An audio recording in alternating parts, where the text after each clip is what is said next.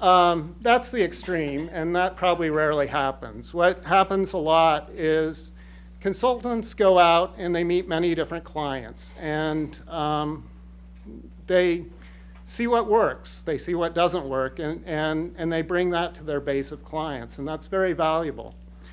They also do original research and analysis, and that's very important. You really see that in the Diebold Group client reports. They evaluate personnel and processes. How's the computer department doing? A CEO only has one, no basis of comparison. An IT consultant provides that. What consultants do is they sell expertise, and publications are really critical to doing that. And Diebold actually launches his company on the basis of a major book he writes.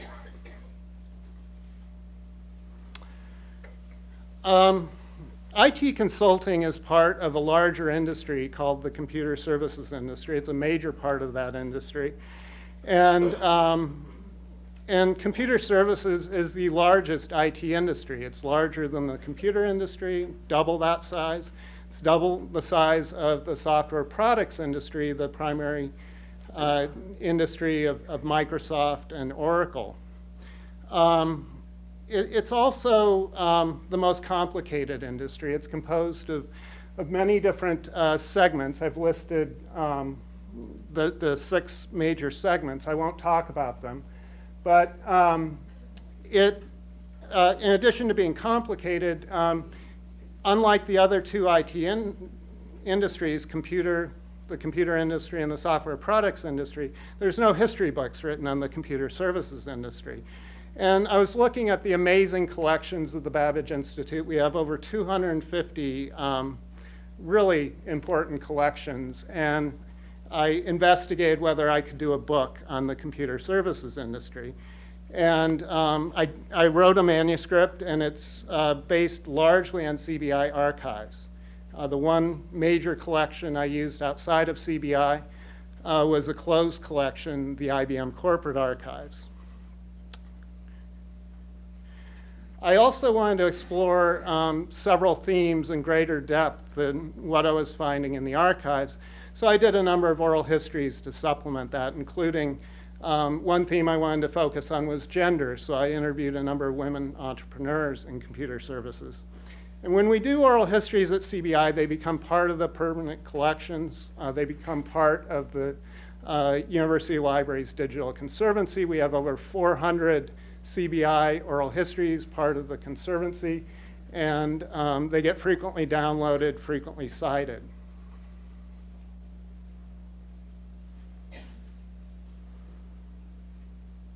So I wrote a book called Making IT Work, A History of the Computer Services Industry. It's through peer review. It's being published by MIT Press, and it will be out in August of 2017. This image is from the Control Data Corporate Records Collection. It's a Control Data installation. Control Data, of course, is a Minneapolis company that started here in 1957. Most people think of it as a computer company, and it was that. It was a leading supercomputer company.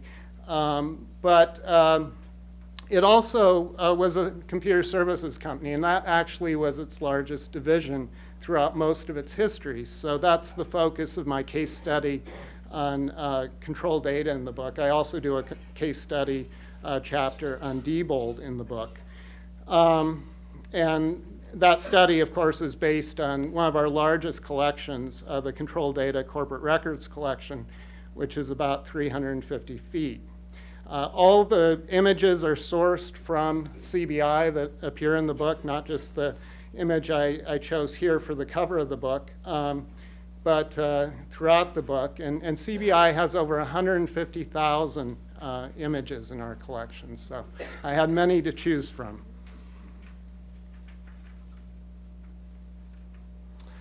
So who was John Diebold? He was born in 1926 in Weehawken, New Jersey. He went to Swarthmore College. He graduated at the age of 20 in 1946 and spent a bit of time at in the Merchant Marine Academy. He develops an interest in production machinery in those years. And then he went on to Harvard Business School and completed an MBA in 1951. His last semester there, he wrote a semester paper on the use of computers to make factories more efficient.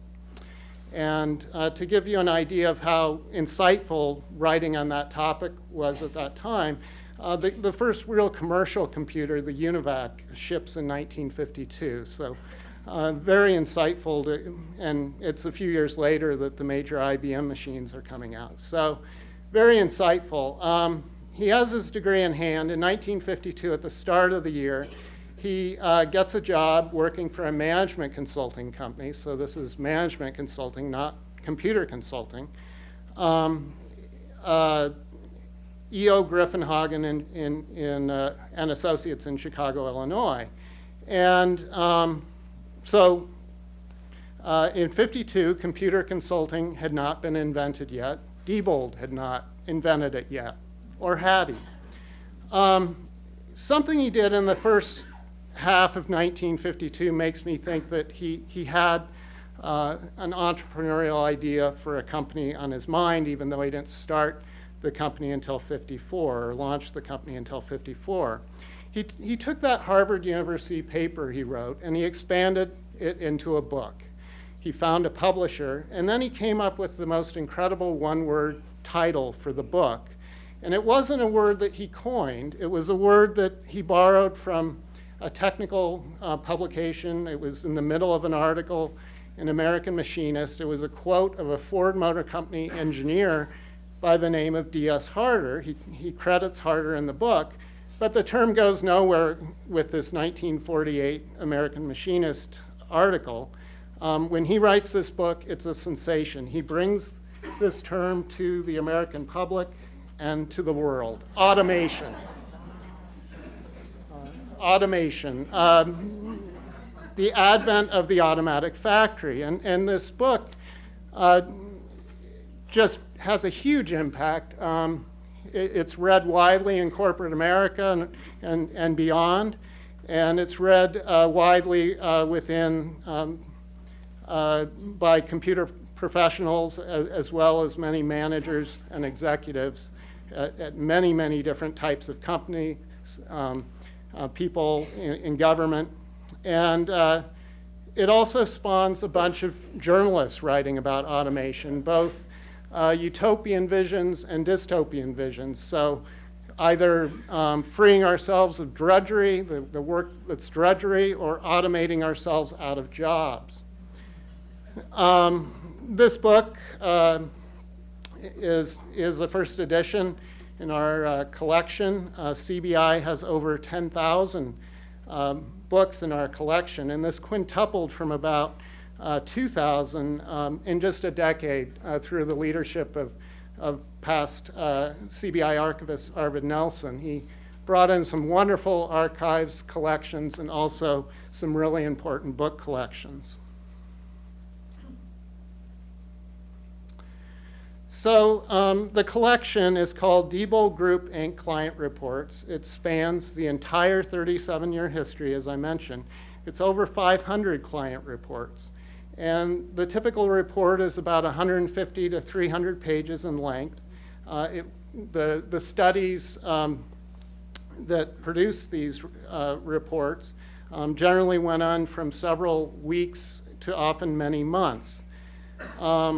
In the first couple years, John Diebold brings on several dozen consultants. He hires several dozen consultants, and he moves more into managing the operation than going out on consulting jobs as he did initially with the company.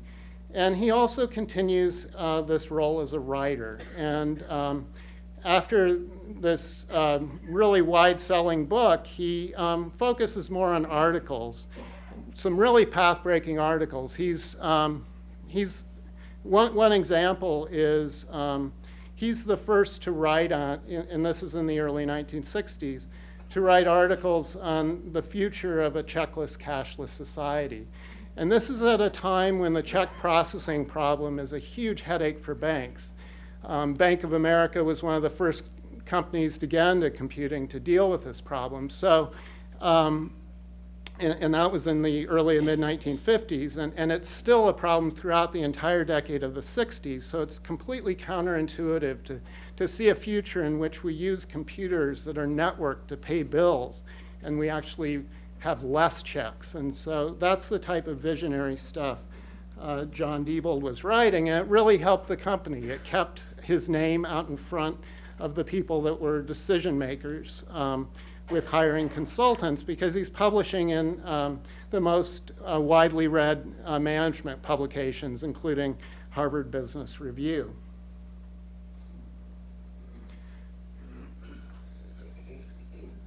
So this is a list of Diebold's clients in the first half decade.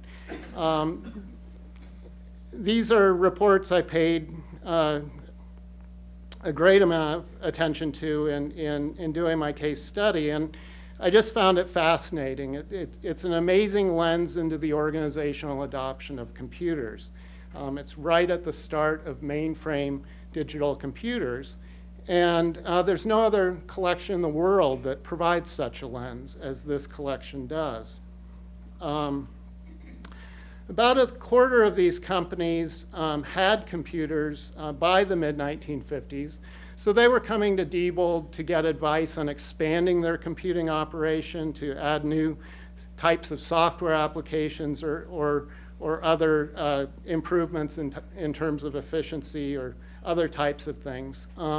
But most of the companies on this list were investigating whether to move from the existing business data processing technology, which was punch card tabulation machines, electromechanical machines, to digital computers. And it was a major leap. It was a major economic decision. It could also change the organization. A typical punch card tabulation room, the equipment, which generally was already paid for, had cost $100,000 or less. And the UNIVAC was more than $1 million, so more than 10 times the cost. You also didn't have the staff to run this new equipment, to program it. So it could be organizationally disruptive. And the types of things that were done on these tab machines and then computers were human resources, payroll, accounting, things that it's a real problem if you have a bunch of downtime, so the transition has to be smooth.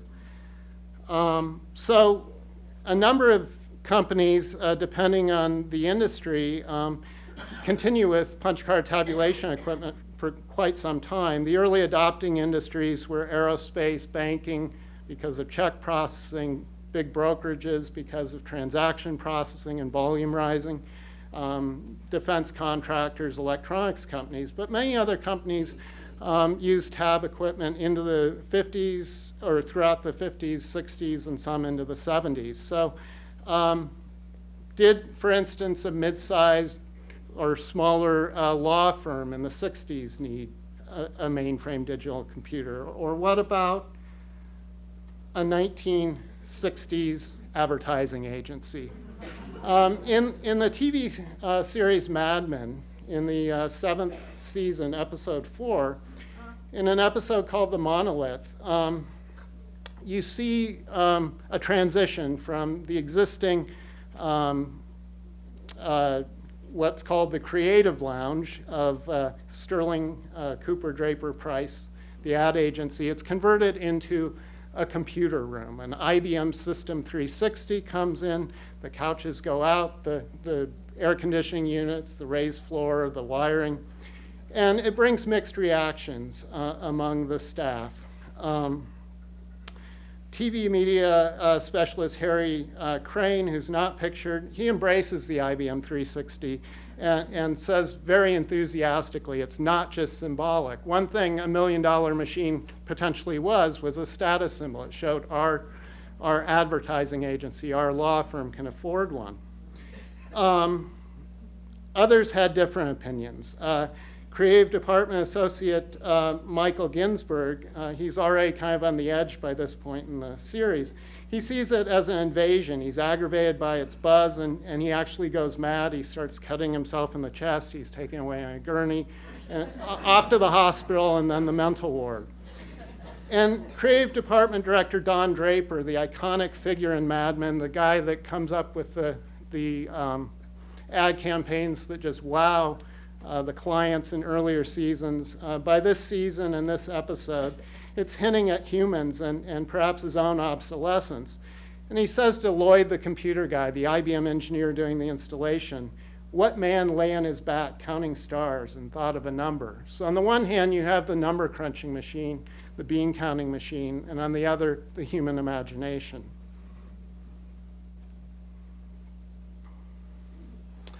So I'll quickly reach down into a few rabbit holes and talk about a few client reports I looked at. These are, the first two are from the late 1950s, and they're looking at that very question of should we move from punch card tabulation equipment to a mainframe digital computer. And the first is Mead Johnson, which is a nutritional and supplement and baby formula company. It's founded by Edward Mead Johnson, who was one of the founders of Johnson & Johnson.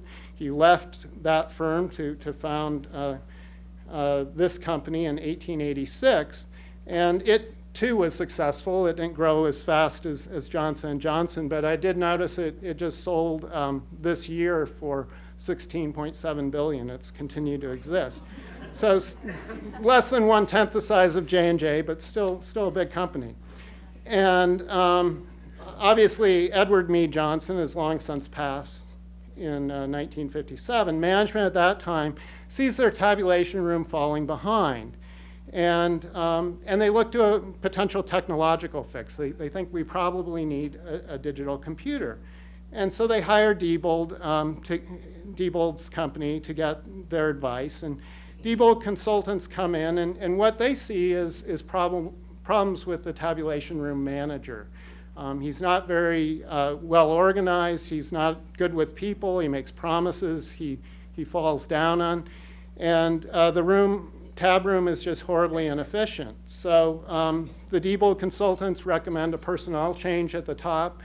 They feel there's enough equipment and there's enough staff size to meet the company's data processing needs, and that they can save a lot of money by not hiring a computer. There were some consultants out there that were almost kind of evangelist for computers, and Diebold's company wasn't. Even though he wrote the book Automation, he was doing what was best for the client, and oftentimes that recommended not, or oftentimes that resulted in not recommending a digital computer. This case shows Diebold Group evaluated the technology within its organizational context and its human context. The next client is the American Hospital Association, and they aren't considering a digital computer for themselves, but rather fostering a study of one of their member hospitals.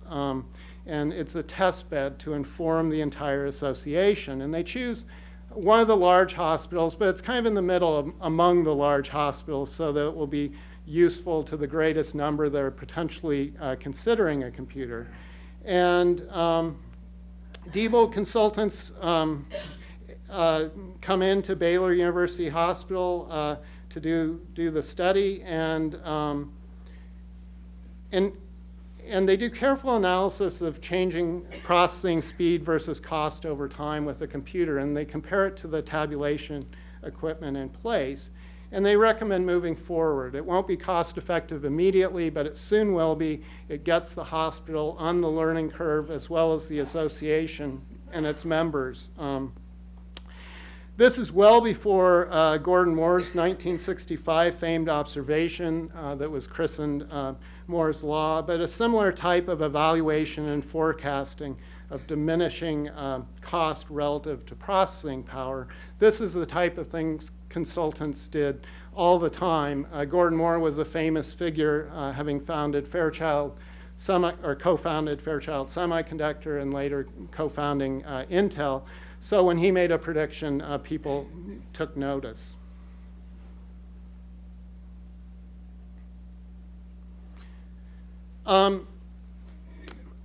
Return clients were really important to Diebold, and you see some clients returning 4 or 5, even 6 times. There's only one that comes back as many as 9 times. And it's not a company, it's actually a union. I found this really interesting. It's Communication Workers of America, and they have 9 major research studies done over about 20 years, the first of which was done in 1964. And the union wanted to know the impact of automation on its workers, on various communication industries and segments of industries. And they went to the company that literally wrote the book on automation in Diebold Group. The 1964 study was reassuring as the modest pace of automation and the modest pace of job displacement. And they provide a lot of advice on preparing for changing technology in the present and in the future for the CWA. And obviously they thought it beneficial as they kept coming back. To conclude, Diebold Group was sold to Daimler-Benz in 1991. Auto companies had a major need for strong IT operations. 7 years earlier, Ross Perot's EDS, Electronic Data Systems, was sold to GM. So that was another example. Diebold Group had its greatest impact. It helped its clients throughout the entire 37-year history, but it had its greatest impact on a relative basis in the second half of the 50s and the early 60s. It was a significant chunk of the IT consulting field, but IBM and Andersen, which becomes Accenture, and some others grow much faster, and it's a mid-sized company, and Diebold is a mid-sized company with about 300 people at the time of it was sold, and Andersen had 10,000, IBM had 30,000 consultants by that time. But John Diebold had influence throughout his entire life. He published for more than 4 decades, almost until his passing in 2005, and just visionary stuff. We're so thankful to have this incredible collection. It's one of 250 plus collections in the CBI archives, which is why we're the leading IT history archives in the world. Thank you very much.